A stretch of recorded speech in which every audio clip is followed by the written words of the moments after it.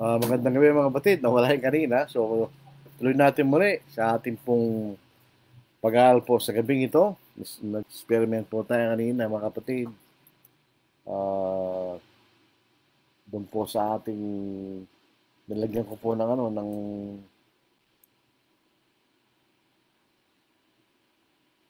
music. Nag-suggest screen share ko pero ewan ko ano nangyari na po. So magandang gabi po sa inyo lahat mga kapatid. Tayo po ay magsisimula na po sa ating pag-aaral po sa gabing ito. At ang ating pong paksa, tulad po ng ating binanggit sa ating post kanina, ay tungkol po sa ang original na iglesyang itinayo ng ating Panginoon. Yun po ang ating pag-aaralan po sa gabing ito. Sana po ito yung makakatulong, hindi lang po sa mga Kristiyanong katulad natin, higit sa lahat sa mga hindi pa kabilang sa kaharian ng Panginoon. Sana makita nila yung iglesyang itinatagpo ng ating Panginoon. Na siya rin po ang kaharian ng Diyos sa lupa. Ano po? Yun po ang makikita nating itinuturo ng banal na kasulatan. Kailangan po nating unawain na napakaraming mga iba-ibang mga iglesia na makikita natin sa kasalukuyang panahon. At kailangan po nating tignan, saliksikin kung ang lahat ng mga ito ay itinatag ng ating Panginoon o meron lamang isang particular na iglesia ay itinatag ng ating Panginoon. Yun po ating gustong pag-aralan po sa gabing ito. Sana po ay pagtsagaan po ninyong tayo po ay magkakasama po sa gabing ito at unawain po natin ang banal na kasulatan. So, sa ating po mga kakabsat, yung mga kay kapatid po natin mga Ilocano, marami po lugar, duma-duma na maraming lugar po na saan naroon ang ating mga kaibigan na mga Ilocano. Kahit po sa Hawaii, doon po sa Hawaii, karamihan po ng mga Pilipino po roon ay mga Ilocano. Ito po makikita natin. Majority po doon ay Ilocano. Sa katunayan, meron pong church doon sa Waipahu, Church of Christ. Dalawa po yung nandoon, yung American congregation at yung Filipino congregation na makikita natin na yun po ay binubuo ng mga kapatid na mga Ilocano. So yun po ang ating babatiin po natin na ibang rabi, kadakay amin kakabsat, ating po mga kaigsuonan, maraming po rin po yan, dyan sa may Mindanao, Visayas, marami po yan. Maayong gabi sa inyong tanan, mag-share.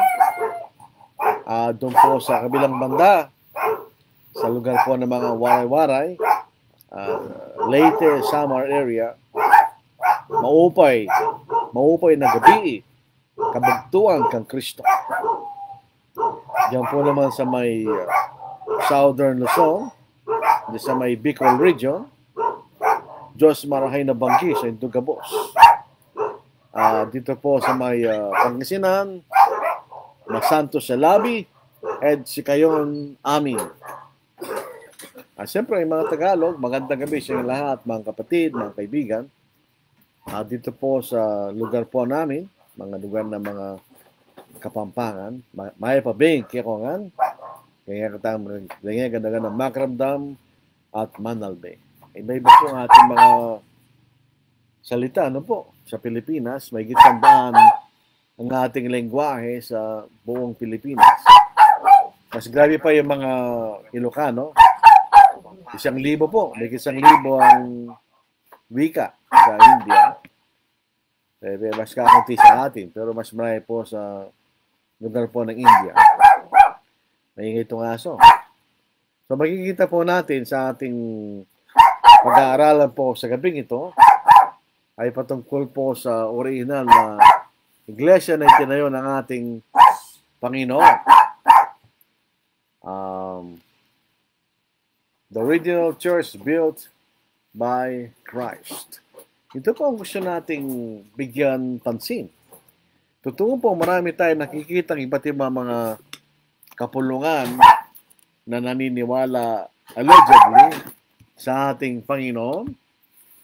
Pero kailangan nating unawain na meron pong isang iglesyang itinayo ang ating Panginoon. At yun po ang ating gustong bigyan pansin po sa gabing ito, mga kapatid. Ito po ang iglesyang itinayo ng ating Panginoon.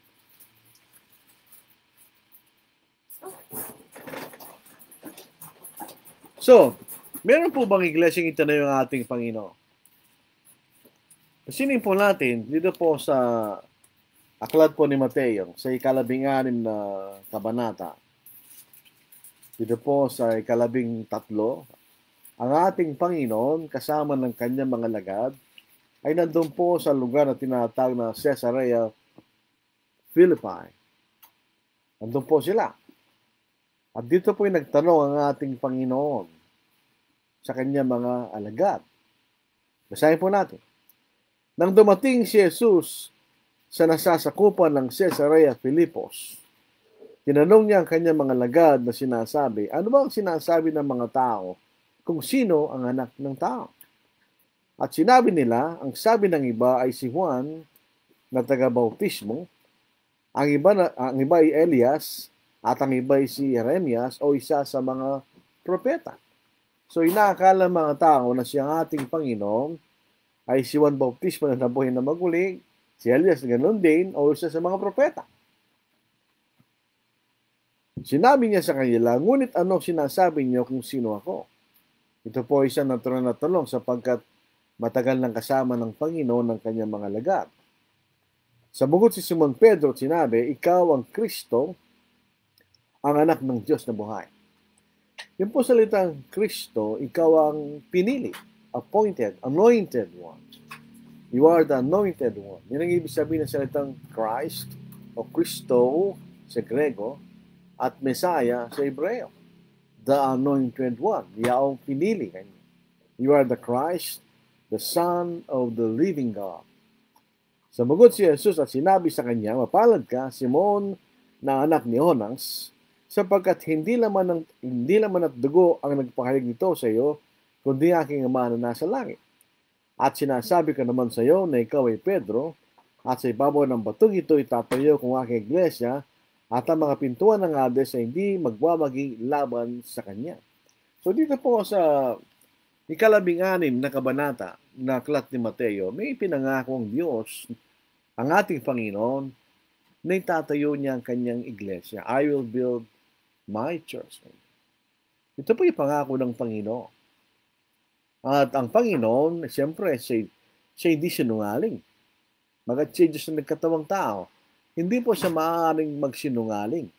Yun po yung katangian ng pagka-Diyos. Hindi sila maaaring magsinungaling. So ang Panginoon ay nagsasabi ng totoo na meron siyang itatayo na iglesia. Kung atin pong uunawain na salitang iglesia, ito po ay galing sa salitang Grego na ekklesia. Mapapasin niyo magkahawig yung tunog. Iglesia, ekklesia. Hindi po yung sinalin. Ang ibig sabihin ng ekklesia ay called out body. Ito ay kapulungan ng mga tao na tinawag sa isang particular na layunin. Sa pagkakataon na ito, na sinabi ng Panginoon, itatayo kong aking iglesia, ang ibig niyang ipabatid ay magkakaroon ako ng kapulungan ng mga taong tinawag sa pamamagitan ng Ebanghelyo. Ito yung mga kapulungan ng mga tao na niligtas ng ating Panginoon sa pamamagitan ng Ebanghelyo. Yun ang ibig niyang sabihin. Dito makikita natin ang isang kontrobersya at sa Lunes po itong ating paglilingkod. Kung si Pedro nga po ba ang pundasyon ng iglesia o ang ating Panginoon. Makikita natin, sabi niya, you are Peter, and on this rock I will build my church. Yung Peter or Cephas ay Petros sa wikang Grego. Nang ibig sabihin ay malit na bato. Ang batong, rock, na sinabi ng Panginoon, sa Grego ay Petra. Nang ibig sabihin ay malaking tipak na bato na ikay makapagtatayo sa babaw nito. So meron siya sinasabing pundasyon, I will build my church kanya. At ang pundasyon ng iglesia ay ang katotohanan na sinabi ni Pedro, ikaw ang Kristo, ang anak ng Diyos na buhay. Yun ang pundasyon. Sa ibang may sa isang simpleng pananalita, siya lamang ang mayroong kapangyarihan at mayroong karapatan na magtayo ng iglesia. Sapagkat siya ang anak ng Diyos na buhay. In other words, kung tao lang tayo, hindi tayo anak ng Diyos. Hindi tayo maaaring magtayo ng iglesia. Wala tayong karapatan, wala rin tayong kapangyarihan. Ang kapangyarihan at karapatan na magtayo ng iglesia ay sa ating Panginoon lang. Dahil siya ang anak ng Diyos na buhay. So siya po, sabi rito, at ang kapangyarihan ng Hades ay hindi mananaig laban sa kanya. At ang mga pintuan ng Hades ay hindi mananaig magwawagi laban sa kanya. Ang Hades ay yan po ang lugar ng mga kaluluwa ng mga tao na namatay. Ang ating Panginoon po mamamatay. Dahil siya napako sa krus, sa inilibing. Pero siya mabubuhay na maguli. Mabubuhay na maguli upang kanyang itatag ang kanyang iglesia. Yun pong ibig sabihin nun. So, maliwanag na katotohanan sa ating binanggit, ayon po sa aklat na Mateo, ang ating Panginoon ay tatatag niya ang kanyang iglesia. Pansinin po natin, ito'y mga iglesia, sabi niya, at ang pintuan ng Hades ay hindi magwawagi laban sa kanya. Siya po'y mabubuhay na maguli. So meron na tayong necessary conclusion na ang ipinangako ng iglesia ng Panginoon ay may tatatag pagkatapos siyang nabuhay na maguli. Yun ang simpleng katotohanan na makikita natin. Ayon po sa tunuran ng ating Panginoon. So, kailan na itatag ang iglesia ng Panginoon? Ito po ay naitatag sa araw ng Pentecostes. Pagkatapos ng ating Panginoon ay nabuhay na maguli. Pagkatapos yung banggitin ni Pedro, ikaw ang Kristo, ang anak ng Diyos na buhay, maigpit na ipinagpili ng Panginoon na huwag nilang pagsabi na siya ang Kristo. Basahin po na sa Matthew 16, verse 20. Pagkatapos ay mahigpit niyang pinagbilin sa mga lagad na huwag sasabihin kanino man na siya ang Kristo. Bakit? Dahil anyway, hindi sila maniniwala. Pangalawa, kailangan niyang mapatunayan na siya ang Kristo. Paano niya mapatunayan niya? Nung siya ay nabuhay na maguli. Dito po sa aklat ng mga gawa, so ito'y Pentecost. So ito po 70 araw,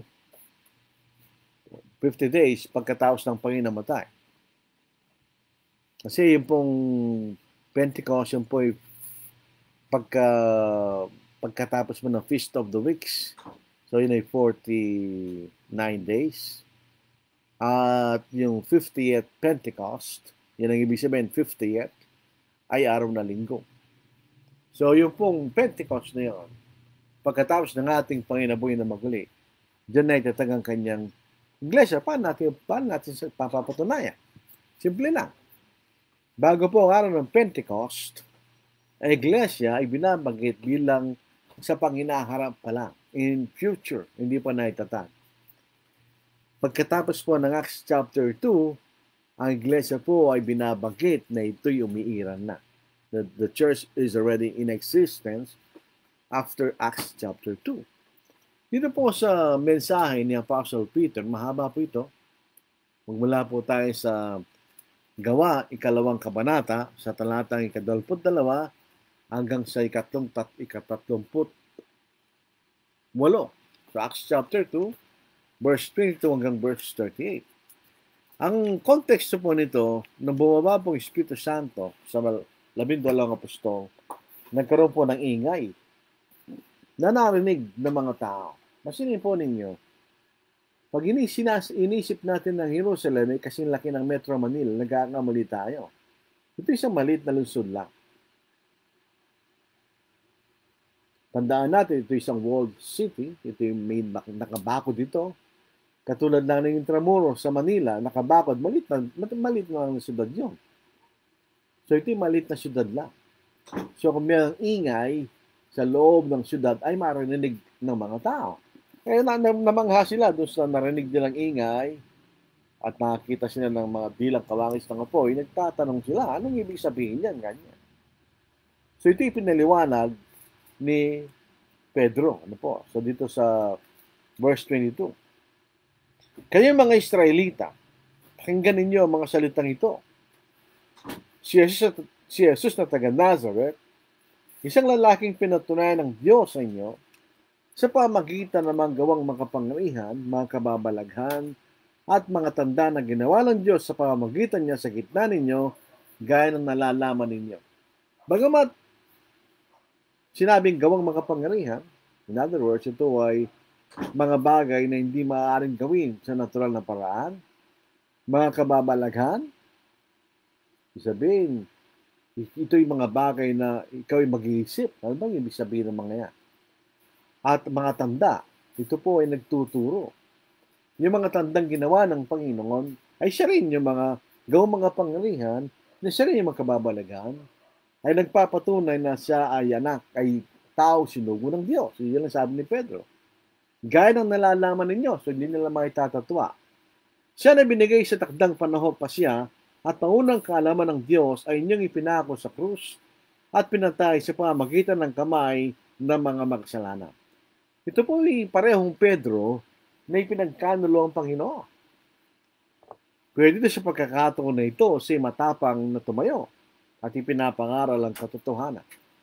Ngunit siya'y muling binuhay ng Diyos pagkatapos palayain sa mga hirap ng kamatay. Yun ang sinasabi ng Panginoon. At ang mga pintuan ng Hades ay hindi magwawagi laban sa Kanya.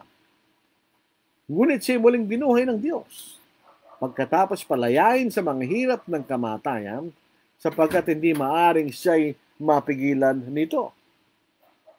Sabi dito ni Apostle Peter.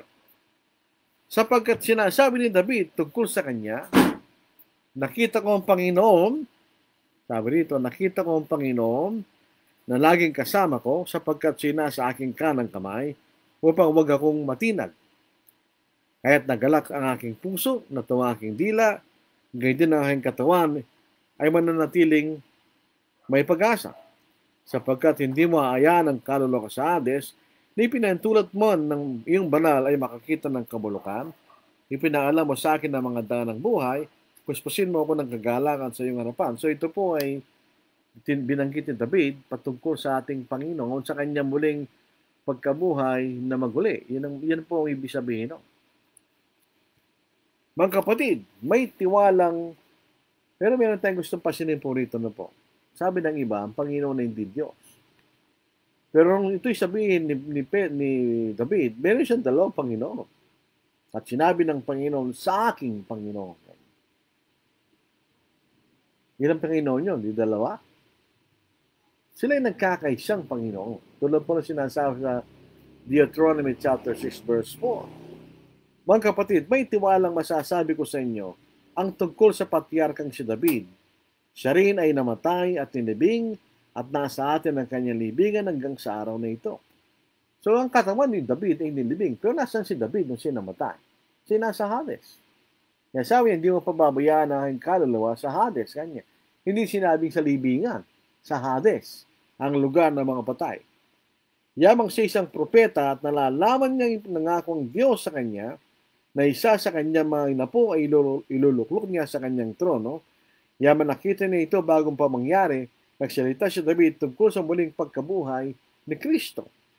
Hindi siya pinabayaan sa Hades, niyang kanyang katawan ay makita ng kabulukan. At ang Jesus na ito yung muling binuhay ng Diyos at tungkol dito yung mga saksi kaming lahat. Saksi ang mga apostol sa pagkabuhay na maguli ng ating Panginoon. Kaya't yamang pinarangalan sa kanang kamay ng Diyos at tinanggap mula sa Ama ang pangako ng Espiritu Santo, Ibinuhos niya ito na gawang napaw nakikita at narinig ninyo, sapagkat hindi umakyat si David sa mga langit, ngunit siya rin ang nagsabi, sinabi ng Panginoon sa aking Panginoon. Dalawang Panginoon niya, di ba? Maupo ka sa kanan ko, hanggang sa gawin ko ang mga kaaway mo na tungtungan ng inyong mga paa. So in other words, ito pong Kristo ay mabubuhay na maguli kanya upang siya lumuklok sa trono ni David. Yung pong trono ni David, yun yung trono ng Diyos. Doon sa Old Testament, sa aklat mo ng Pangalawang Samuel, umiling po ang mga tao ng siyang haring tao. At sabi ng Diyos kay Samuel, huwag kang magalit kanya. Hindi ikaw kanilang tinakwil na maging hari, kundi ako kanya. So yung luklok ni David, dapat yun ang trono ng Diyos. So siya luluklok sa trono ng Diyos, ang ibig sabihin. Kaya dapat maalaman ng may katiyakan ng buong sangbahayan ng Israel na ginawa siya ng Diyos na Panginoon at Kristo, itong si Jesus na inyong ipinako sa krus. So ito yung kaunang-unang gospel preaching. Kauna-una pinangaral si Kristo na matay, nibing at nabuhay na maguli. Dito lang ang pagkakataon na ito pinangara for the first time. Sa kauna-unang pagkakataon. Sa verse 37, kaya nang marinig nila ito, nasaktan ng kailang puso, at sinabi kay Pedro at sa ibang mga apostol, mga Ginoo, mga kapatid, anong dapat namin gawin? At sinabi sa kanila ni Pedro, magsisi kayo at magpabautismo ang bawat sa inyo sa pangalan sa Kristo upang mapatawad ang inyong mga kasalanan at tatanggapin yung kaloob ng Espiritu Santo. Napakalino, no? Ito yung kaunahan ng pagkakataon na tinawag ang mga tao sa pamamagitan ng Ebanghelyo at yung 3,000 ay naniwala at sumunod. Ito yung kauna-unang kapulungan ng mga tao na tinawag sa pamamagitan ng Ebanghelyo. So ito po yung araw ng Pentecost. Dito ay nagsimula ang iglesia ng ating Panginoon dahil itong kauna-unang pangaral ng Ebanghelyo at kauna-unang mga tao niligtas sa pamamagitan ng Ebanghelyo. May magsasabing ibang petsa ay hindi totoo yun. Ang Biblia po ang ating pinagbabasihan. So dito po sa Romans chapter 1 verse 4, tulad po ng tinuran ng mga apostol sa Acts chapter 2, si Jesus ay ang Kristo, siya ang anak ng Diyos na may kapangyarihan, na ito'y napatunayan ng sinabuhay na maguli mula sa mga patay. Katanungan po, sa lunsod, pangutana, kutang, pregunta, sino sa mga pundador ng mga denominasyon at ibang mga relihiyon ang namatay at nabuhay na maguli? Patay pa rin siya hanggang ngayon. Pero ang ating Panginoon, hindi siya namatay. Hindi siya nanatiling patay. Hindi ba? Siya namatay, pero hindi nanatiling patay dahil siya nabuhay na maguli. Bakit? Dahil pinatunayan niya sa pamagitan ng kanyang pagkabuhay na maguli na siyang Kristo, ang anak ng Diyos na may kapangyarihan. Yun po sa ika-4. At ipinahayag na anak ng Diyos na may kapangyarihan ayon sa Espiritu ng kabanalan sa pamagitan ng pagkabuhay mula sa mga patay na ito'y si Jesucristo na Panginoon natin. Meron akong nakitang post ni kapatid na Badong Parvo kanina. Kung anak ng Diyos, kung anak ng tao ay tao, anak ng Diyos ay Diyos. Oh, tama po yun. Kung siya ang anak ng Diyos, siya ay Diyos. So pinatunayan niya siya anak ng Diyos na may kapangyarihan. Kung mapapasin natin sa Matthew 16 verse 18, ang sabi ng ating Panginoon, I will build my church. Kaya pasinin po natin sa Acts chapter 2, pagkatapos magkiti na itong kauna-una pangangaral ng Ebanghelyo at 3,000 kaluluwang sumunod sa Ebanghelyo, sinasabi na iglesia ay umiiral na. Dito po sa New King James Version, praising God and having favor with all the people, and the Lord added to the church daily those who were being saved. Sa ibang salin, and the Lord added to them daily those who were being saved. Sino yun them? Yan ang kapunungan ng Diyos, ng ating Panginoon na naliligtas, di ba? Kasi hindi na dagdag doon sa kapulungan na naunang naligtas. At patuloy na dinaragdag ng Panginoon yung pangpatuloy na sumusunod sa Ebanghelyo. Dito po sa Gawa, chapter 5, verse 11, nung namatay po si Ananias at ni Sapphira dahil sa pagsisinungaling, yun po dahilan bakit sila pinatay. Sila nagsinungaling, ipinagkait ang ilang bahagi ng kailang pinagbilan sa kailang lupain.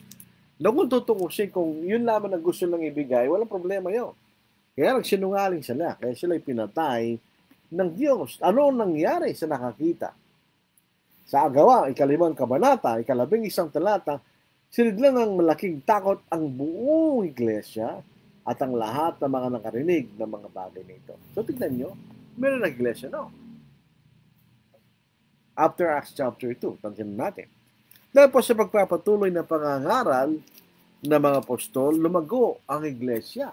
Basahin po natin sa Gawa, chapter 9, verse 31. Ito po ang ating mababasa.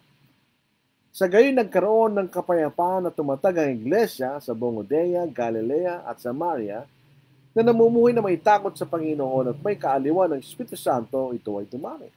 So ito'y kumalat sa Judea at Galilea at Samaria. At sa Gawa chapter 8 verse 1, nagkaroon ng malaking pag-uusig laban sa iglesia na nasa Jerusalem. Sa Acts chapter 8 verse 1. Nang araw na yon, nagkaroon ng malawakang pag-uusig laban sa iglesia na nasa Jerusalem, at lahat ay nagkahiwa-hiwalay sa buong lupain ng Judea at Samaria maliban sa mga apostol. So obviously, walang kaduda-duda na ang tunay na iglesia, itinatag ng Panginoon, ito po ay nagsimula sa Acts chapter 2, 33 AD, taong 33. Sapagkat ang Panginoon nagsimulang maaraw siya 30 taon, at siya nagdiwang po ng pista ng Pasko, Passover, ng 3 beses na ito'y ginagawa every year. So 30 plus 3 equals 33. So nagsimula tayo sa year 1, so 33 AD. So yun, makikita natin. Hindi po sa ibang petsa, hindi 1890, 17-something, 1914, hindi. Kundi noong unang siglo, 33 AD, doon nagsimula ang iglesia ng ating Panginoon. 30 taon, nung sumulat after 30 years, nagsumulat si Pablo sa mga iglesia sa Efeso at Colosas. Sinasabi niya na meron ng iglesia. Dito po, sa Ephesians chapter 1, verse 22, verse 23. And he put all things in subjection under his feet, and gave him to be head over all things to the church, which is his body, the fullness of him that filleth all in all. So, meron iglesia doon, di ba? Siya ang pangulo ng lahat ng mga bagay sa iglesia. Dito po sa Efeso, ika-4 na kabanata, there is one body. So, yun ang iglesia. Maniwalag ko sa Ephesians 1 verse 23. There is one body and one spirit, as also you were called in one hope of your calling. So, meron lamang isang iglesia, isang katawan, isang iglesia, ganyan. Ito rin po sa Colosas, chapter 1, 13 to 18. Ang ating Panginoon po ay may pagkamataas. Huwag po tayo magmataas. Isa lamang ang mataas. Ang ating Panginoon. Wala nang iba. Basahin natin. Sa Colossus 1:13 hanggang 18, ito po ang ating mababasa. Itiligtas niya tayo sa kapangyarihan ng kadiliman at inilipat tayo sa kaharian ng kanyang minamahal na anak, na sa kanya ay meron tayong katubusan na siyang kapatawaran ng mga kasalanan. Siyang larawan ng Diyos na hindi nakikita, ang panganay sa lahat ng mga nilalang, sapagkat sa pamagitan niya, nilalang ang lahat ng mga bagay sa langit at sa lupa, ang mga bagay na nakikita at ang mga bagay na hindi nakikita, maging mga trono, mga pagkapanginoon, maging mga pinuno ang may kapangyarihan, lahat ng mga bagay ay nilalang sa pamagitan niya at para sa kanya. Siya mismo ay una sa lahat ng mga bagay, at ang lahat ng mga bagay ay nahahawakang sama-sama sa kanya. Siyang ulo ng katawan, ang iglesia, siyang pasimula, ang panganay mula sa mga patay, upang siya maging pangunahin sa lahat ng mga bagay. So siya may pagkapanginoon, siya mayroong pagkamataas. So nung sumulat si Pablo, 30 years after na itatag ang iglesia, ang sabi niya, there is one body, there is one church. So meron ng iglesia, no? At ito dapat po nating tandaan. Tingnan po ninyo kung kayo po'y kaanib sa iba't ibang mga iglesia, sino ba nagtatag ng iglesia niyo? Kung ang pinag-uusapan ay United Methodist Church, meron po nagtatag ng tao doon. Kung ang pinag-uusapan ay Baptist Church, si John Smythe ang nagtatag noon noong 1607. Kung ang pinag-uusapan ay Presbyterian Church, ito yung tinatag ni John Calvin. So ito yung mga tinatag ng mga tao. Yung pinag-uusapan sa Biblia, itinatag ng Panginoon. Ito lamang itinatag ng Panginoon ang ililigtas niya. Kaya marapat sa atin na tayo sikin natin ang ating mga sarili, ang ating kaisipan, ang ating pananampalataya. Tayo ba'y kaanib sa iglesyang itinatag ng Panginoon? Hindi itinatag ng tao, itinatag ng Panginoon. Sa Efeso, 5 kabanata, sa talata 23, Ephesians 5 verse 33, sapagkat ang asawang lalaki ang ulo ng asawang babae, gaya ni Kristo ang ulo ng iglesia at siyang tagapagligtas ng katawan. Naipatunayan na po natin katawan na binabanggit rito ang iglesia. So siya ang tagapagligtas ng iglesia. Kaya kung hindi tayo naidagdag ng Panginoon sa kanyang iglesia dahil hindi tayo sumunod sa Ebanghelyo, paano yung pagsunod? Sila'y sumampalataya sa Acts chapter 2, sila'y nagsisi at sila'y nabautismuhan. Yun ang pagsunod. Pagka ginawa nga natin yun, idaragdag tayo ng Panginoon sa kanyang iglesia at maghihintay tayo ng kaligtasan, mga kapatid. Nung ang mga apostol po, particular si Apostle Paul, at yung mga kasama niya ay nangaral na ikalat po ang iglesia sa maraming lugar. Halimbawa, noong unang paglalakbay na nangangaral si Pablo si Barnabas, sa Acts chapter 14 verse 1, ipinangaral po niya ang inilang ebanghelyo sa syudad. Basahin natin. When they had preached the gospel to that city and made many disciples, they returned to Lystra, Iconium, and Antioch, strengthening the souls of the disciples, exhorting them to continue in the faith, and saying, we must, through many tribulations, enter the kingdom of God. So when they had appointed elders in every church and prayed with fasting, they commended them to the Lord in whom they had believed. So, sa kanilang paglalakbay, lalo pag dumami yung mga iglesia sa iba't ibang lugar na kabilang sa ating Panginoon. Subalit, meron din pong hula na iglesia, bahagi, ilan sa mga Kristiyano ay tatalikod. Hindi po sinasabing lahat ay tatalikod. Iilan ang tatalikod kanya. Some will depart from the faith. Ito po sinasabi sa 1 Timothy chapter 4 verse 1 at mga sumusunod. Pansinin natin at usisayin natin o tingnan natin mabuti. Ngayon ay maliwanag na sinasabi ng Espiritu na sa mga huling panahon ang iba'y tatalikod sa pananampalataya sa pamagitan ng pagkikinig sa mga mandarayang espiritu at sa mga aral ng mga demonyo. Sa pamagitan ng pagkukunwari ng mga nagsasalita ng mga kasinungalingan ng mga budhi ay tinataka na nagbabagang bakal.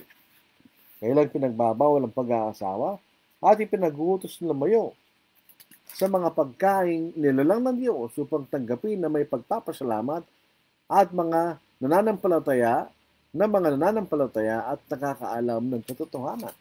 So dito makita na may tatalikod kanya. Hindi lahat. Merong iilan.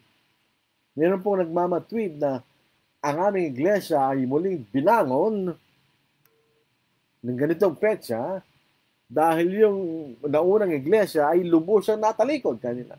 Saan natin nabasa yun? Ang nababasa lang natin ganito. Ngayon ay maliwanag na sinasabi ng Espiritu na sa mga huling panahon, ang iba'y tatalikod, ang iba. Some will depart from the faith. Hindi lahat. Nanatili. May natiling tapat. Kahit si Apostle Paul, nung papunta na sa Jerusalem upang ibahagi yung mga tulong na ibinigay ng mga kapatid sa Macedonia at Achaia, itong sabi niya, Nagawa chapter 20, ano po? Ito ang habilin niya at babala sa mga elders ng iglesia sa Efeso. Ito sabi niya, verse 28, Acts chapter 20, verse 28 hanggang verse 30. Ingatan ninyo ang inyong sarili at ang buong kawan sa kanila'y inalagay kayo ng Espiritu Santo na mga tagapangasiwa upang pangalagaan ninyo ang iglesia ng Diyos na binili niya ng kanyang sariling dugo. At alam ko na pag-alis kayo papasok sa kalagitnaan ninyo ang mababangis na asong gubat na walang patawad sa kawan. At lilitaw mula sa inyo ring mga kasamahan ang mga taong magsasalita ng mga bagay na lihis upang akitin ang mga lagad na sumunod sa kanya. Mas maganda yung salin na ito. Mga bagay na lihis. Lihis sa katotohanan kanya. So may mga kakaroon ng bulang tagapagturo. At iaakit sa mga iglesia para tumalikod sila. Pero hindi lahat, iilan. So may mga tumalikod sa katotohanan, meron ding nanatili. Hindi natin alam kung ano nangyari doon siya nanatili tapat sa Diyos. Katulad din naman sa panahon natin ngayon. Halimbawa, yung Angeles City Southside Church of Christ. Pag binanggit po at itinala ang kasaysayan ng lungsod ng Angeles, hindi man tayo babanggitin. Pero hindi nangangahulugan na hindi umira ang iglesia sa Angeles City. Ganon din po sa panahon na may pagtalikod. Meron na natiling tapat. Pero dahil ang Kristiyano, hindi naman sila ang mahorya sa lipunan, yung naging makapangyarihan sa panahon na yon, yon ang kumontrol sa mga bagay na isusulat. Kaya di na isulat ang kasaysayan ng mga Kristiyano na natiling tapat sa pananampalatayang Kristiyano. Yung pong lihis na iglesia, ang lubang dumami at naging makapangyarihan. At ito ay kumontrol sa buong lipunan sa panahon na yun. Kaya hindi natin mababasa kung ano nangyari sa mga Kristiyano naging nanatiling tapat at hindi tumalikod. So what? Alam po ninyo, hindi po nakabatay sa pagkakaroon ng umiiral na kapulungan ng mga Kristiyano para magpatuloy ang pangangalad ng katotohanan. Dahil ito po hindi nakasalalay sa mga tao. Ito hindi nakasalalay sa binhi. Alam po niyo ang binhi. Kapag itinanim, tutubo yan. Hindi na importante kung sino nagtanim. Basta itinanim yung binhi, tutubo yan. Kung mapapasin po na sa talinhaga ng mga asik, ipinaliwanag po ng Panginoon, ano ba yung iniasik na yon? Anong binhi yung iniasik na yon? Ang iniasik na yon na binhi ay walang iba kundi ang salita ng Diyos. Kung basta ang salita ng Diyos ay umiiral, basta itong aklat na ito ay umiiral, hindi mo mapapatay ang iglesia. Dahil pag may nangaral ng aklat na ito, ng Ebanghelyo, magkakaroon at may naniwala, magkakaroon ng iglesia. Hindi mo siya mapapatay. Dito po sa Lucas chapter 8 verse 11. Hindi yung mga ngaral, hindi yung baptizer na nagliligtas, kundi ang binhi. Basahin natin. Ngayon, itong talinhaga, ang binhi ay ang salita ng Diyos. Basta nanatili ang binhi, ang salita ng Diyos. Basta ito'y tinanim at pinangaral at may sumunod, yun magkakaroon ng iglesia ng Panginoon. Ito po yung nakuha ko lang kay Brother John Bautista, yung Judean palm, na ito'y matagal lang extinct. In other words, hindi na siya tumutubo, hindi mo na siya matatagpuan sa Judea. Pero sa isang pambihirang pagkakataon, nakakita sila ng binhi ng Judean palm. Ito po'y 2,000 taon na ang edad. Noong ito'y tinanim, ito'y tumubo. Hulaan niyo kung anong tumubo doon. Tumubo ba'y mangga? O niyog? Hindi. Judean palm. In other words, na-preserve po yung buto ng Judean palm na yon na 2,000 taon ang edad. Nung ito'y tinanim, dahil ito'y buhay pa rin yung binhi, siya'y tumubo, ang tumubo ay Judean palm. Sa pareho din paraan, kapag ka itong ebanghelyong ito na nakikita natin sa Biblia ang ating ipinangaral at ang mga tao sumunod, ay magkakaroon po ng iglesia ng Panginoon. Kaya hindi mo siya mapapatay. Sa maraming pagkakataon, yung iglesyang lumihis at naging mga pangarihan, sinusunod nila yung Biblia. Sa katunayan po, yung unang nagsalin ng Biblia mula sa original na salita patungo sa wikang English ay pinatay. Dahil ayaw nilang maunawaan ng ordinaryong tao ang banal na kasulatan. Pag nabasa nila ito, makikita nila yung katotohanan. So, tayo pong mga ngaral, wala tayong karapatang mangaral ng sariling aral natin. Ang dapat nating pangaral, yung nakalagay na, yung pundasyon, ang ibanghelyo ng ating Panginoon. Sino po sa 1 Korinto, 3 kabanata, 11 talata, sapagkat sino man na hindi makapaglalagay ng ibang saligan, maliban sa nakalagay na ito'y si Kristo Jesus. Ito po ay isang metonymy. Binanggit ang Panginoon, pero ang ibig niya sabihin, yung ibanghelyo ng ating Panginoon. Dahil hindi tayo pwede mangaral ng ibang aral. Pag tayo nangaral ng ibang aral, tayo po'y matatakwil. Kaya mag-ingat po tayo. Hindi tayo basta-basta nagtuturo. Itunuturo lang natin ang ibanghelyo ng ating Panginoon. Sa Galatians chapter 1 verse 8, subalit kahit kami sa anghel mula sa langit ang mangaral sa inyo, ng ibanghelyo na iba sa aming pinangaral sa inyo, ay ayaan siyang sumpain. Masusumpa tayo. Sa pangalang 1, 9 na talata hanggang sa 11, ganun din. Hindi tayo maaaring umalis, talikuran ang aral ng ating Panginoon at mangaral ng iba. At kung meron darating sa atin na nangangaral ng ibang turo, hindi natin sila pwedeng tanggapin. Ang sino mang lumalampas, magandang sa na ito, at hindi nananatili sa aral ni Kristo, ay hindi kinaroroonan ng Diyos. Ang nananatili sa aral ay kinaroroonan ng Ama at gayon din ng Anak.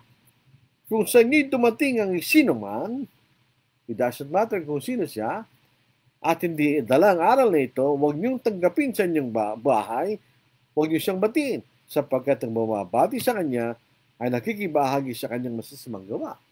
So, hindi tayo pwedeng umalis sa aral ni Kristo. Ang binhi, sabi nga po natin ng salita ng Diyos. Ito rin po ay sinabi ni Apostle Peter sa unang Pedro, unang kabanata, sa talatang 23 at mga sumusunod. Ipinanganak na kayong muli, hindi sa bining nasisira, kundi sa walang kasiraan, sa pamagitan ng buhay at nananatiling salita ng Diyos, sapagkat ang lahat ng laman ay gaya ng damo, at ang lahat ng kalalatihan nito ay gaya ng bulaklak ng damo, ang damo'y natutuyo at ang bulaklak ay nalalanta, subalit ang salita ng Panginoon ay nananatili magpakailanman. Ang salitang ito ay ang magandang balita na ipinangaral sa inyo. Yun ang binhi. For as long as the word of God exists, basta yun po umiiral, anong ibig sabihin nun? The church will exist. Hindi natin pwedeng alisin at patayin ang iglesyang itinatag ng Panginoon.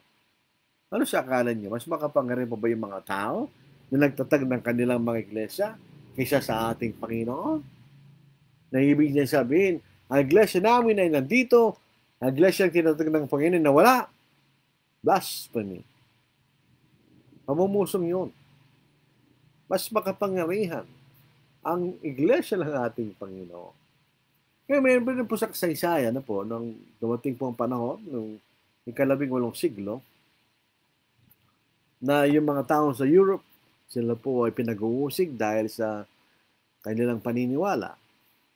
Dahil walang kalayaan na paniwalaan nila gusto silang paniwalaan. At ang mga taong ito, ilan sa kanila ay nakapunta sa Amerika, ang nakadiscover po niyan, nakadiscover pangalawang beses dahil marami ng bago pa si Christopher Columbus may nakarating na sa Amerika. Ay pumunta roon ng mga Europeans sa lugar ng Amerika at nagkaroon sila ng kalayaan na mag-aral ng salita ng Diyos at nanumbalik sila sa salita ng Diyos. Ito rin hindi lang totoo sa US, kundi rin totoo sa Great Britain. Ayon po kay Keith Sisman, na isang tumalalang kasaysayan. Ano po? Paano yung mga taong ito na galing sa may iba-ibang denominasyon ay nagbalik sa katotohanan? Ito isa pa magitan ng banal na kasulatan. Kapag tayo po ay bukas ng ating kaisipan at tayo po honest sa ating mga sarili, na gusto nating natanggapin natin kung anong katotohanan na makikita natin sa Biblia, tayo po'y maniligtas. So itong mga Europeans na ito, nung sila ay nakarating sa Amerika, at sila po'y nanaliksik sa banal na kasulatan, nakita nila na ang kailang mga kasulukuyang pananampalataya ay mali. At itong nabasa nila sa Biblia dahil wala na nagbabawal sa kanila na basahin ng Biblia, nakita nila ang katotohanan. Itong mga taong ito, hindi sila magkakakilala.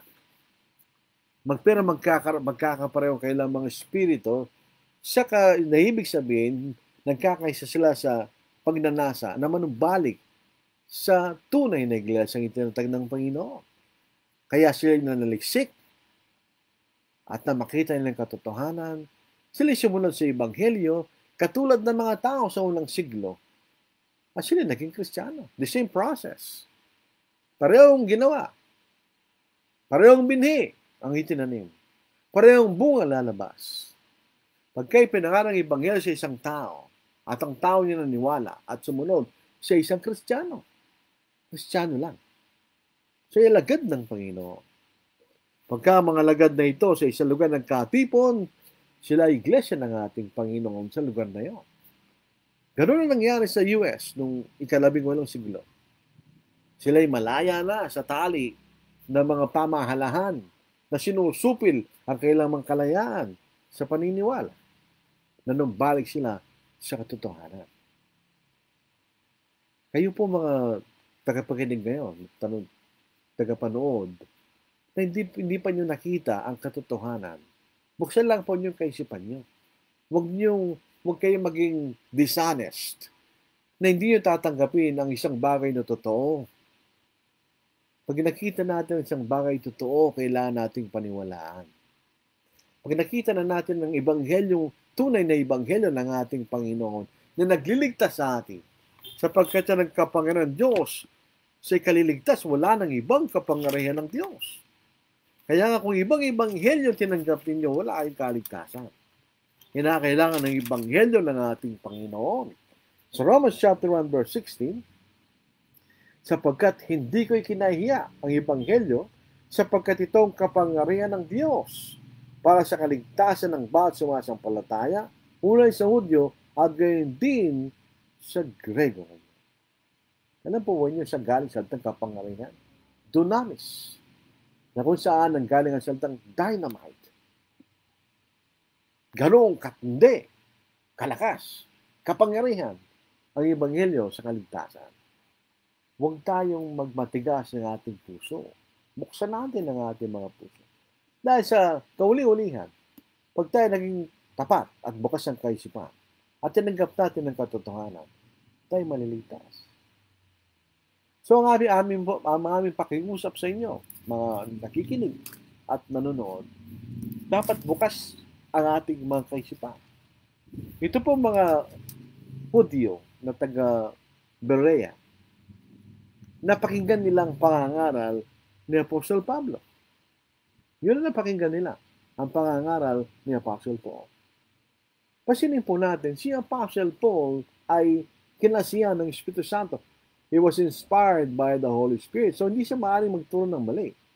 Gayunman, ang mga Hudyong ito, sa kailang pananabik na malaman ng katotohanan, sinaliksik pa rin nila ang kasulatan para patunayan kung ang sinabi ni Pablo ay totoo hindi. Ganon dapat ang espiritu natin. Pag tayo nag-aaral, buksan natin ang ating kaisipan.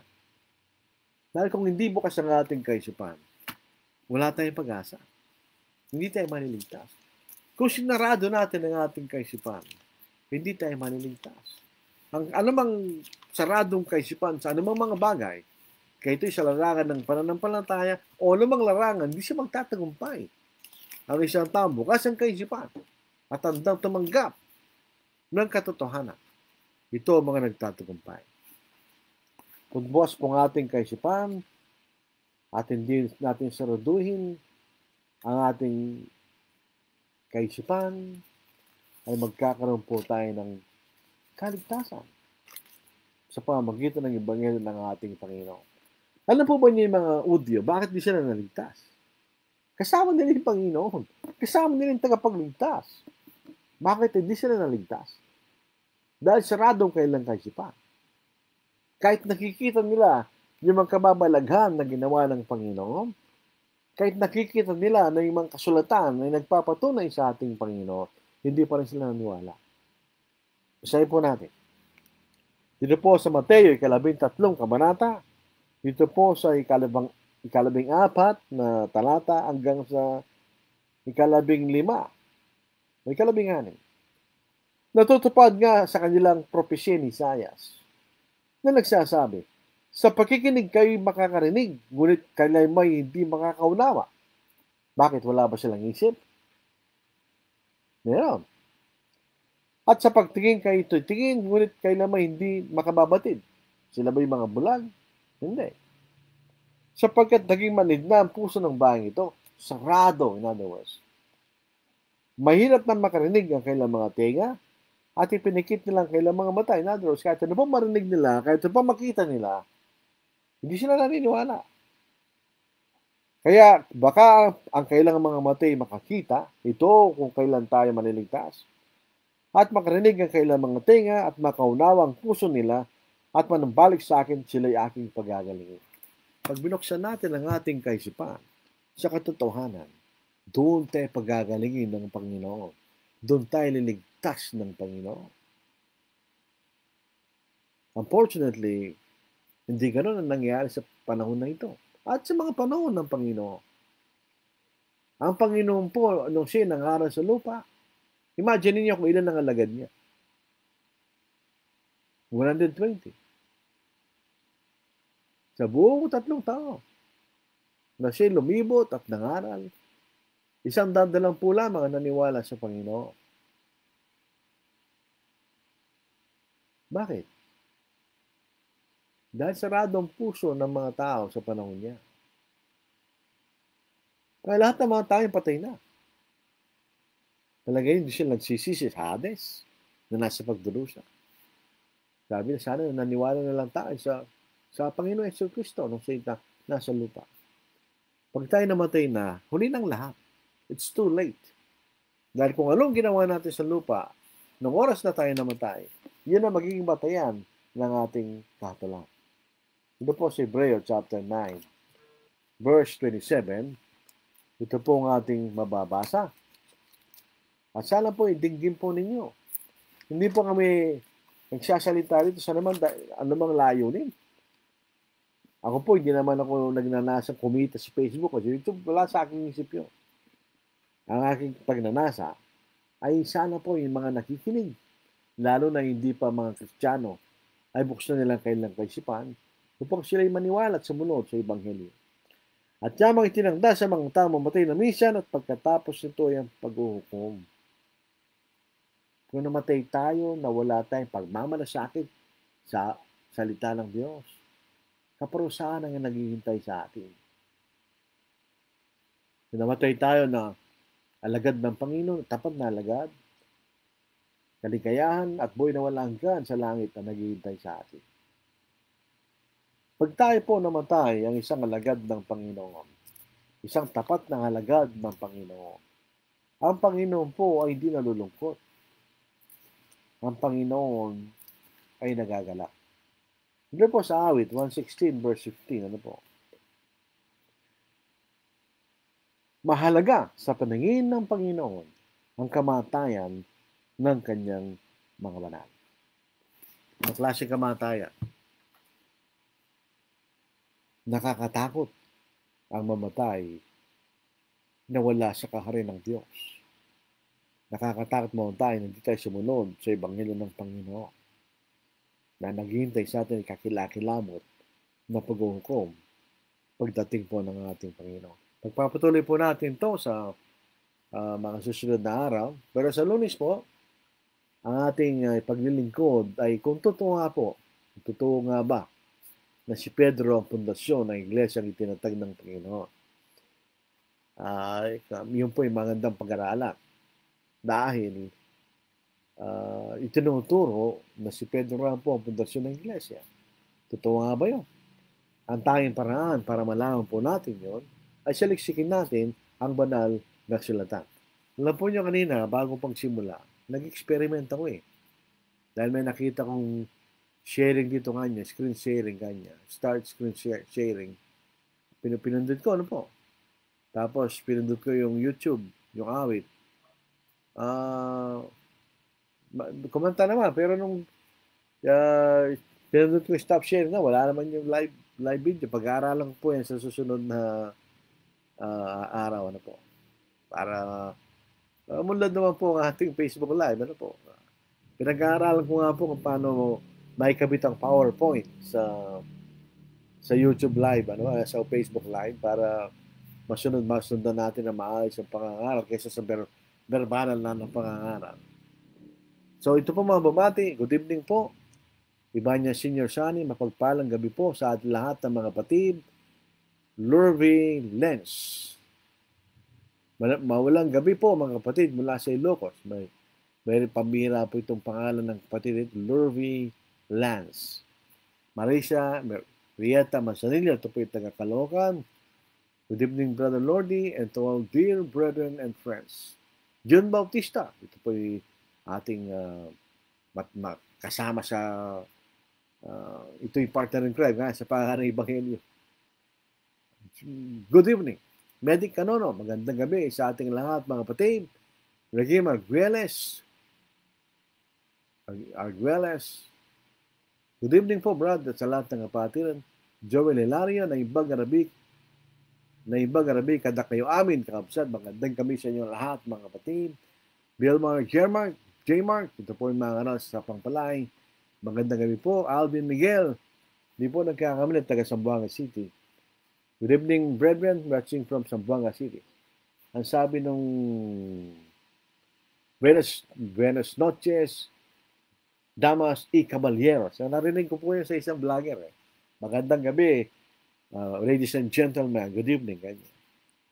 Niyaka Kolis, blessed evening, Brother Lordy at mga kapatid. May God bless us all. To God be all with the glory. Amen. Tapos si Jeremiah B. Joji, maayong gabi, mga ison. Jeremy B. Joji, with the blood bless po.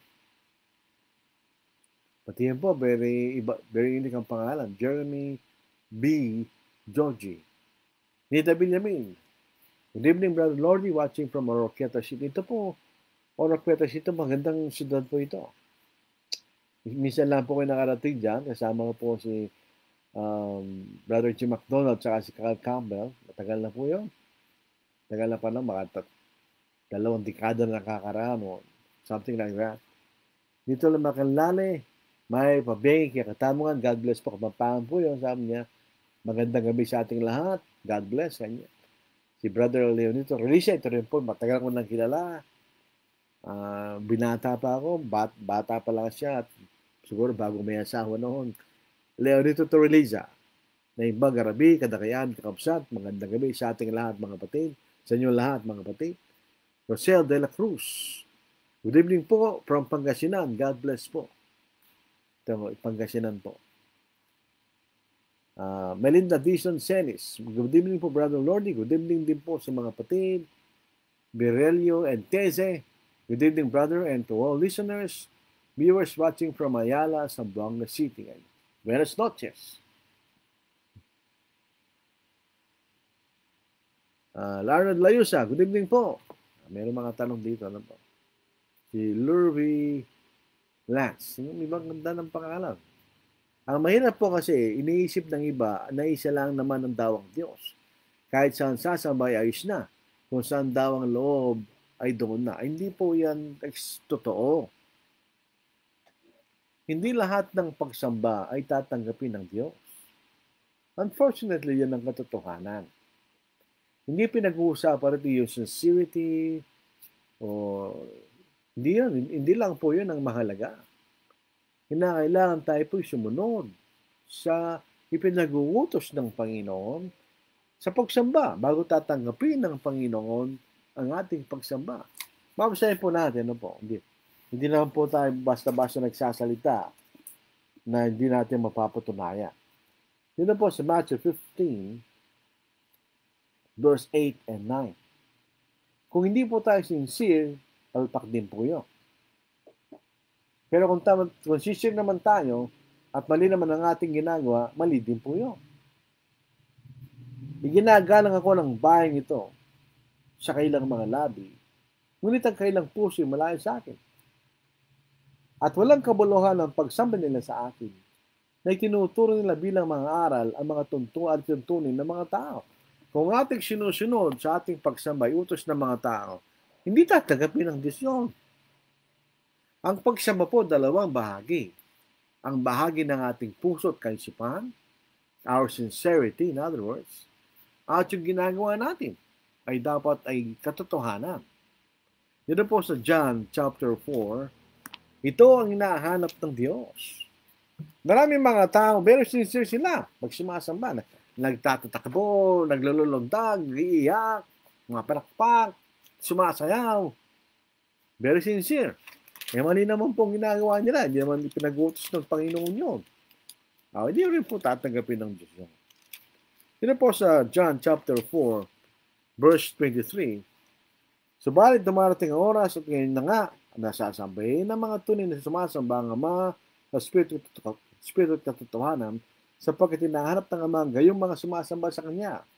Ang Diyos ay Espiritu, at ang mga sumasamba sa Kanya kailangan sumamba sa Espiritu at sa katotohanan. Espiritu, yan ang ating sincerity. Ano yung katotohanan? Yun ang ating ginagawa. Sabi po ni Lord Lance, napakahirap kasi isa lang daw pong Diyos. Kaya nga, kung isang Diyos, isa lang ang kanyang paturo. Dahil ang Diyos hindi po sa Diyos ng kaguluhan. Isa lang ang pananampalatayang ipinakilala ng Diyos. Ito'y nanggagaling po sa salita ng ating Panginoon. Kaya kung ating ginagawa ay hindi galing sa salita ng Panginoon, hindi tatanggapin ng Diyos yun. Palagay nyo, ang Diyos ay nagtatag ng iba't ibang mga iglesia na iba-ibang mga turo. Kaguluhan po yun eh. Confusion. Hindi ganun ang Diyos. Sabi po sa Romans chapter 10, basahin po natin. Verse 17, alos ito, dapat memorize na natin ito eh. Sabi rito, kaya't ang pananampalataya nanggagaling sa pakikinig at pakikinig saan? Sa salita ni Kristo. Eh paano kung hindi salita ni Kristo sinunod natin sa ating pagsamba? Hindi tatanggapin ng Diyos. Kaya Diyos ay isa. Totoo po yan. Ang Diyos ay hindi Diyos ng kaguluhan. Hindi tayo ginugulo ng Diyos. Ang Diyos po ay Diyos ng kapayapaan at kaayusan. Kaya isa lang po ang pinapaniwala sa atin. Yan ang aral ni Kristo. Yan ang ibanghelyo ng ating Panginoon. Dito po si Reggie Margueles. Paano po natin sasagutin yung mga taong nagtatanong na umahanap ng apostolic succession or lineage na para mapatunayan na tayo sa totoo? Hindi natin kailangan yung succession, apostolic succession. Eh wala naman po tayong record na gano'n. Paano natin malalaman kung totoo yung record na yun? Ang sabi nga ng Biblia, ang nagpapapatuloy ng existence ng iglesia, hindi yung succession na yun, kundi ang salita ng Diyos. Hindi natin kailangan yung apostolic succession na yan. Paano natin malalaman yung kailang record na totoo? Meron ba silang katunayan na totoo yung pangapangalan na yun? Sila ba'y nakakatiyak na yung mga tao yun ay totoo kailang pinaniniwalaan? Hindi natin alam. Pero kung ang hawak po natin ay ang binhi ng salita ng Diyos, kahit kailan ipapangaral yun ng may katapatan na walang bahid ng kasinungalingan, yung pa rin ay magbubunga ng isang Kristiyano at magliligtas. So huwag na po nating Isagutin natin succession na yun. Hindi kailangan. We do not need to prove succession. Ibig sabihin, yung nagbautismo sa'yo, kailangan alam mo sino nagbautismo yun, so on and so forth. Paano malalaman yun? Hindi natin malalaman yun. Hindi nakatala yun, so hindi natin malalaman yun. So hindi mahalaga. Ang sagot natin diyan, ang binhi ng salita ang binhi ay ang salita ng Diyos. Anytime na ito'y tatanim, hindi magbubunga ng Kristiyano. May nagtanong sa akin noon, nandun pa kami sa Tarlac City noon, may nagtanong sa akin, very sincere ang tanong niya. Bakit kung totoo yan ganyan, bakit ngayon lang dumating? Ang sabi ko sa kanya, paano mo nalaman? Ngayon ka lang nakilala. Paano kung may nauna sa akin? Bago ko pa pinanganak. At meron lang nangaral nito. Paano malalaman yung kako? Di ba? So, ang salita ng Diyos, ang mahalaga, mga kapatid. Ito po si Berillian 13. Buenas noches. También contigo, mi hermano. Vaya con Dios. Buenas noches din. También din. Good evening din sa iyo, aking kaibigan. Baya con Diyos, sumayo ang Diyos. Go with God, baya. Baya con Diyos. Ano yung sabi, alam po ninyo, nung nasa kolehiyo pa ako, nag-aaral kami ng Spanish. Spanish 1, Spanish 2, Spanish 3, Spanish 4. Spanish 1, present tense. Tapos Spanish 2, past tense.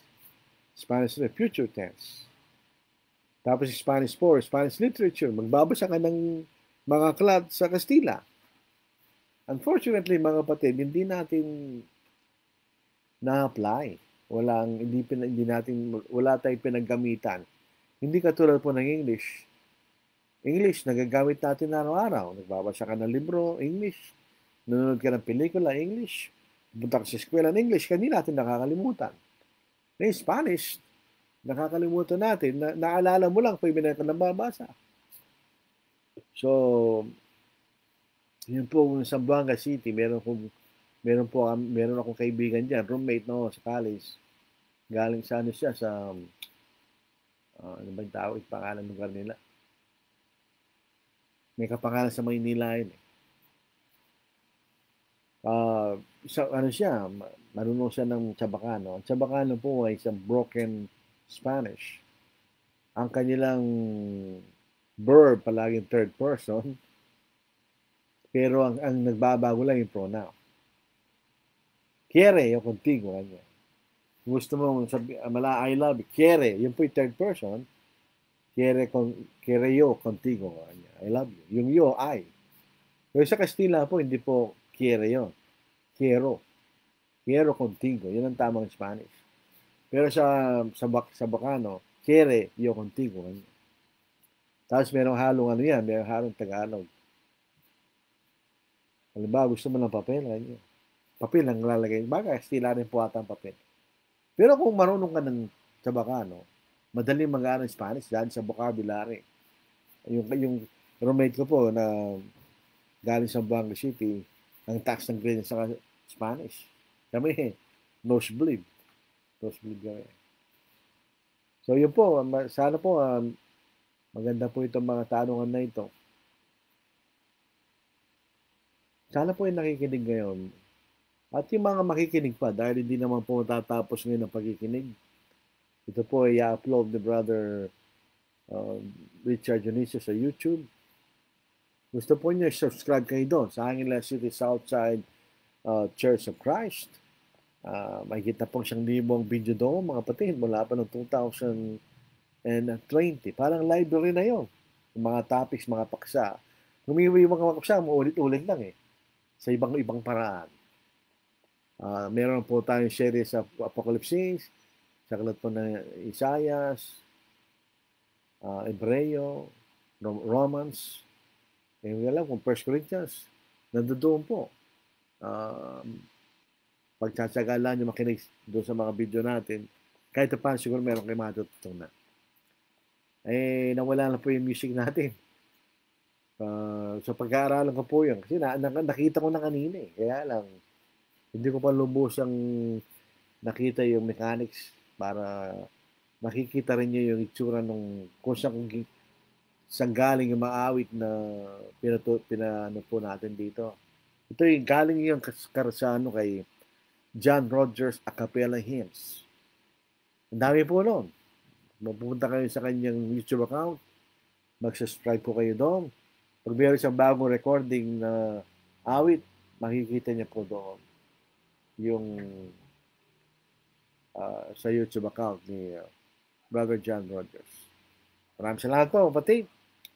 Huwag niyong kalimutan sa Lunes, pag-aaralan po natin is Peter, the foundation of the church. Yun ang ating pag-aaralan po sa Monday, Lord willing. Siyempre, hindi mo po natin alam kung matutupad yun o hindi. Ano po. So tayo po manalangin. Habang banal, muli, kami nagpapasalamat sa inyo. Una sa araw na ito, na inyong binigay sa amin. Sa lahat po ng bayaya, tinamasa po namin sa araw na ito. Sa aming mga kalusugan, ng aming mga sa buhay, na kasama po namin, mga kaibigan, mga kapatid sa pananampalataya. Kayo po nagpapasalamat. Higit sa lahat o Diyos, ang nagpapasalamat kami dahil kahit hindi kami karapat-dapat sa inyong pagmamahaling, ligtas po niyo kami sa pamagitan ng aming Panginoon. At sa amin kami dinatnan ng huling panahon ay nalaman po namin ng dakilang mensahe na ito ng kaligtasan sa pamagitan ng banal na sulatan na naisulat para po sa amin na didinatnan ng panahon ng aming Panginoon. Ama, kami po ay nananalangin sa inyo na sana'y iiwas nyo kami sa mga tukso upang magkaroon ng aglang na magpatuloy po kami sa paglilingkod sa inyo. Sana po mga kapatid na may karamdaman, sila po ay bumalik kung mayroong pagkagalingan. At kung walang kagalingan na, sana po sila ay manatiling matibay sa kanilang pananampalataya. Yaman nalalaman namin ito'y pansamantala lamang na paghihirap sa mundong ito. Ama, sa aming kapaligiran, sa mga panahon na ito ay may panganib na umusbong sa mga bansa na nagnanasa ng digmaan at kaguluhan. Nawa o Diyos ang aming pamahalaan ay magkaroon ng matamang mga desisyon upang huwag kami mapunta sa kaguluhan at manatili pong katiwasan kapayapaan sa aming bansa at magpatuloy po kami sa matiwasay at mapayapang paglilingkod sa inyo ng Diyos. Naway sa araw ng bukas ay muli igawad sa amin ng biyaya ng buhay at naway huwag mga ipabayaan ng Diyos ay mga pangangailangan at ang lahat na ito ay aming dinadalahin sa dakilang pangalan ng Kristo. Amen. Maraming salamat po, kapatid. So, happy weekend, sabi ng isang mga sa radyo, sa happy weekend sa kanila. Pero tayo po ay ang weekend ng ating buhay dahil linggo po, huwag natin kalimutan ang ating pagsamba sa Diyos, pagkat yun lamang po ang araw na ibinigay sa atin upang ang mga kapatiran sa isang local at church ay magkatipon at pumuri at sumamba sa Diyos. Mag-ingat po tayo mga kapatid.